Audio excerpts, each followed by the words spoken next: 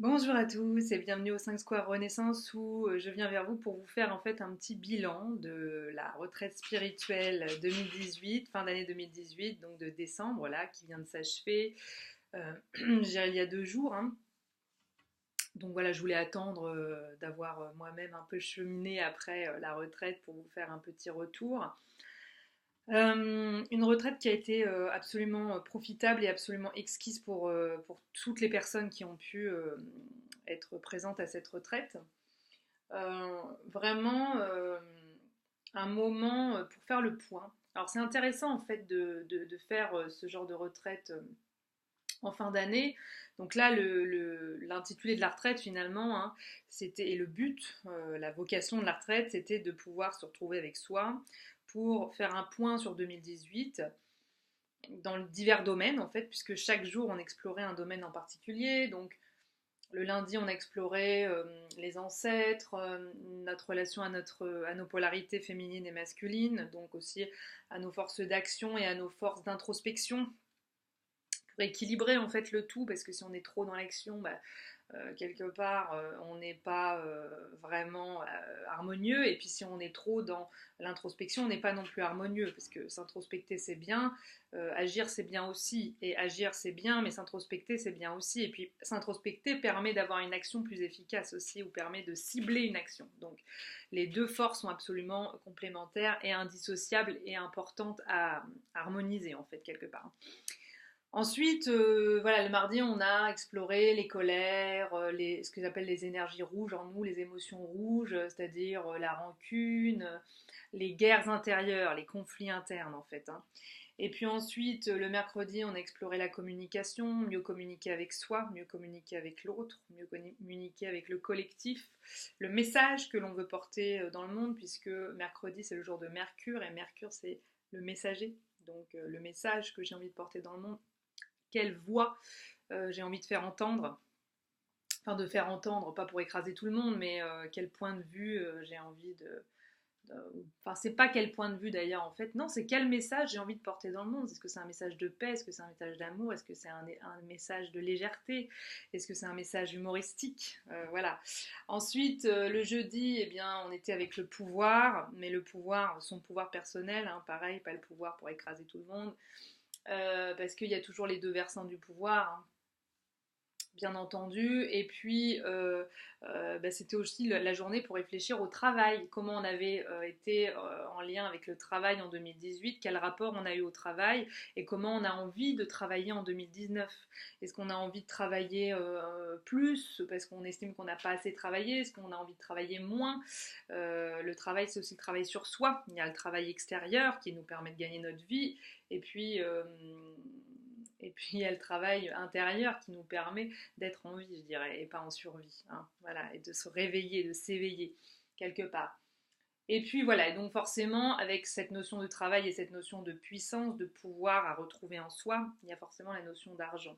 Donc quel rapport on a eu à l'argent en 2018, quel rapport on veut avoir à l'argent en 2019, qu'est-ce qu'on veut changer dans sa perception de l'argent, est-ce qu'on estime qu'on mérite de gagner de l'argent, hein, parce que gagner de l'argent, c'est aussi pouvoir se faire plaisir. Est-ce qu'on estime d'être digne du plaisir? Tout ça, c'est des questions que inconsciemment, des fois, eh ben voilà, on n'est pas trop bien raccord avec tout ça, ce qui fait qu'on ne comprend pas pourquoi on ne vit pas dans l'abondance, alors que quelque part, eh ben, on ne se donne pas assez d'amour au quotidien, ce qui fait que ben, en ne se donnant pas assez d'amour, eh ben, on estime qu'on n'a pas le droit de se faire plaisir. Et parce que l'argent, ça permet de se faire plaisir aussi. C'est avec cet argent qu'on va pouvoir pardon, excusez-moi, s'offrir des voyages au bout du monde, et pas que au bout du monde d'ailleurs, euh, des voyages en tout genre, pour aller visiter des gens qu'on aime aussi quelquefois. Et puis voilà, avec cet argent, eh ben, on va pouvoir aussi faire plaisir aux autres, quelquefois aussi, hein. On va pouvoir accompagner les autres, aider les autres aussi, pourquoi pas. Avec cet argent, qu'est-ce qu'on va faire? Eh ben, avec cet argent, on va s'offrir la possibilité de réaliser des projets qu'on avait, qui nous tenaient à cœur. Ça peut aussi être le moyen eh bien, d'agrandir une maison ou de construire une maison, d'acheter une maison. Donc d'avoir de créer son petit lieu à soi, ce qui n'est pas du tout négligeable, il me semble. Ensuite, le vendredi, c'était le rapport à l'amour, donc l'amour avec un grand A, hein. C'est pas le petit amour terrestre seulement, hein, avec je voudrais rencontrer quelqu'un ou je suis avec quelqu'un, je voudrais que ça dure. Non, hein, on n'est pas que dans ça en tout cas. On est vraiment dans l'amour inconditionnel, dans l'amour inconditionnel, dans l'amour universel du moins, c'est-à-dire l'amour que l'on porte à la terre sur laquelle on s'est enraciné quelque part, l'amour que l'on se porte à soi, l'amour que l'on porte à l'autre, quel qu'il soit. Euh, et voilà, et donc fatalement, avec cette notion de l'amour est bien revisitée, euh, grandie quelque part, et ben forcément ça va donner des couples qui ne seront pas que des petits couples lambda avec il a fait bobo à mon cœur et puis j'ai peur de s'ouvrir. Non, en fait tout ça vole en éclats à partir du moment où on est profondément avec soi et profondément en amour avec soi, on sait que l'autre n'a pas le pouvoir de nous faire du mal en fait. Parce qu'on veillera au grain. On est assez perspicace et aimant vis-à-vis de soi pour ne pas accepter en fait que quelqu'un d'autre nous mette dans un état de souffrance. Donc on n'ira pas jusqu'à la souffrance, c'est-à-dire qu'on s'arrêtera avant. On sera en capacité de dire à l'autre, écoute là, cette relation ne me convient plus, ne me correspond plus, elle me met en souffrance pour diverses raisons. Et donc, soit je préfère que nous ne soyons pas en relation, euh, ça peut être pour un temps, ça peut être pour toute la vie, soit, eh bien, je préfère, oui, effectivement, oui, définitivement, pour le moment, enfin, définitivement, ça n'existe pas définitivement, parce qu'il n'y a pas de définitif, en fait. C'est-à-dire qu'il y a le toujours et le jamais, quelque part, ça n'existe pas. Euh, Même si c'est deux mots que j'adore employer, mais en fait, en réalité, ça n'existe pas. Parce que voilà, la vie, c'est du perpétuel mouvement. Mais en tout cas, être en amour avec soi, c'est effectivement se donner assez d'amour pour ne pas autoriser l'autre à nous faire de mal, en fait. Donc, nous faire du mal, ce serait comment? Ce serait en ne respectant pas notre rythme, en voulant absolument que nous soyons dans son rythme à lui, ou que nous ayons ses croyances à lui, ou que nous ayons son point de vue à lui, ou que nous ayons la même vision des choses que lui, ou voilà, enfin, diverses choses, hein. Et au final, on est souvent là-dedans, hein. On a tous cheminé avec ce genre de problématique, bien entendu. Donc voilà, cette retraite, c'était un temps pour faire le point sur 2018 et puis voilà, poser une intention claire pour 2019 et ça, c'est important. Je trouve que c'est important parce que ça change tout. Ça change tout. Donc une retraite, comme je dis, qui a été profitable à tous. Moi, pour vous parler de moi, parce que je vis avec moi, donc je sais ce que je ressens moi, hein. Vous parler de ce que ressentirait quelqu'un d'autre, ce serait quand même vachement plus compliqué, vu que je ne suis pas dans son intériorité. Eh bien, voilà, moi, en ce qui me concerne, je peux vous garantir qu'il y a un avant et il y a un après, hein. Je suis arrivée à cette retraite un peu brassée, pour tout vous dire, avec ces foutues questions de qu'est-ce que je fais après, voilà, c'est bien gentil, maintenant j'ai sauté dans le vide, j'ai déménagé, j'ai rendu un travail dont je ne voulais plus, parce que voilà, moi je fais partie de ces gens qui ne veulent plus travailler de la même façon en 2019, hein, voilà, je suis comme un conférencier que j'ai rencontré hier, qui disait moi en 2019 je veux travailler moins pour gagner plus. Bon bah voilà, moi c'est pareil, c'est ma philosophie. Et être vraiment à ma place en fait, hein, voilà, être pleinement à ma place. Ce qui fait que chaque jour serait encore plus du bonheur et du kiff, hein. Je ne dis pas que j'ai pas kiffé 2018 au niveau du travail, il y a eu de très belles choses, mais bon, j'estime que j'ai trop travaillé. Vraiment, par rapport en plus à la santé que j'avais cette année et à la fatigue qui était la mienne, ben, j'ai pas écouté mon rythme, clairement. C'est pas grave, ça arrive à des gens bien, mais au moins j'en tire les conclusions qu'il y a à en tirer et pour 2019, je ne veux plus de ça, clairement. Donc une retraite qui a été tellement fructueuse et puis on est tous d'accord pour dire que vraiment ça a bougé des choses en profondeur à l'intérieur, puis ça n'a pas fini, c'est en train de s'installer. Moi je sens une paix intérieure revenir, enfin c'est même pas revenir, c'est revenu carrément, hein. Parce qu'il faut quand même vous dire que même si ça allait nettement mieux depuis quelques mois par rapport à tout le brassage que j'ai pu vivre ces derniers mois, c'était quand même pas évident quand même, hein, voilà. Et là, finalement, faire cette retraite, c'est adopter la médecine de l'aigle.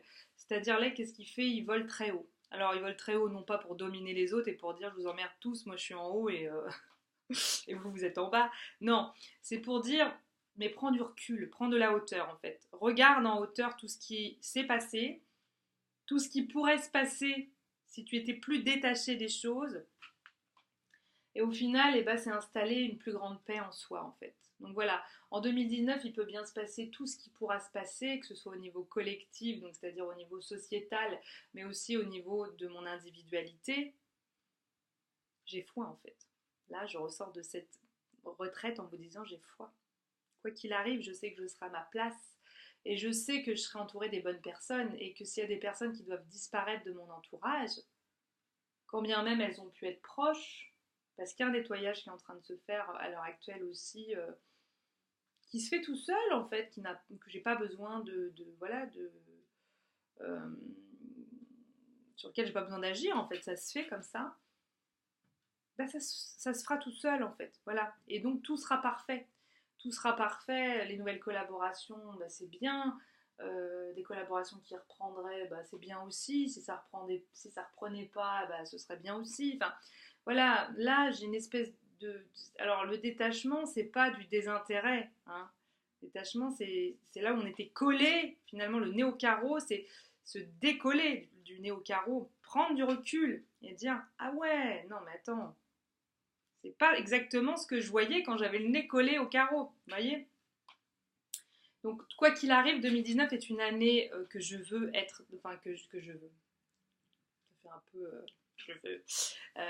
Que j'ai envie de placer sous le signe de l'amour avec un grand A, ce qui fait que c'est de l'amour que j'ai envie de me donner à moi, et donc fatalement, par extension, j'ai envie de m'entourer d'êtres aimants, de gens qui sont vraiment dans l'amour, qui ne sont pas dans la négligence, ou qui ne sont pas dans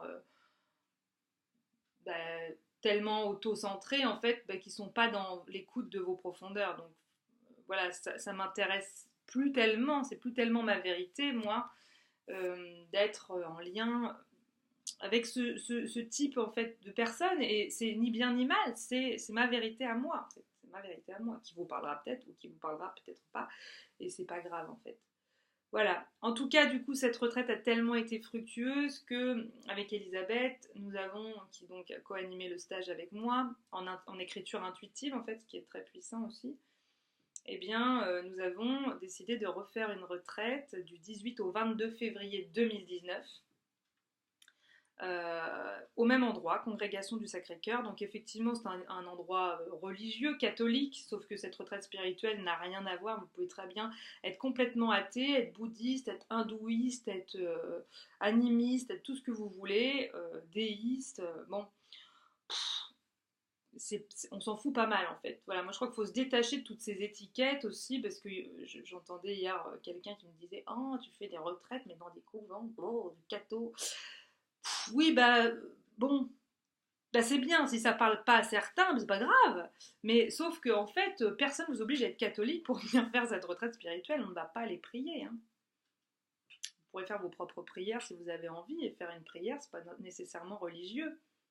On peut tous prier sans que ce soit avec du dogme.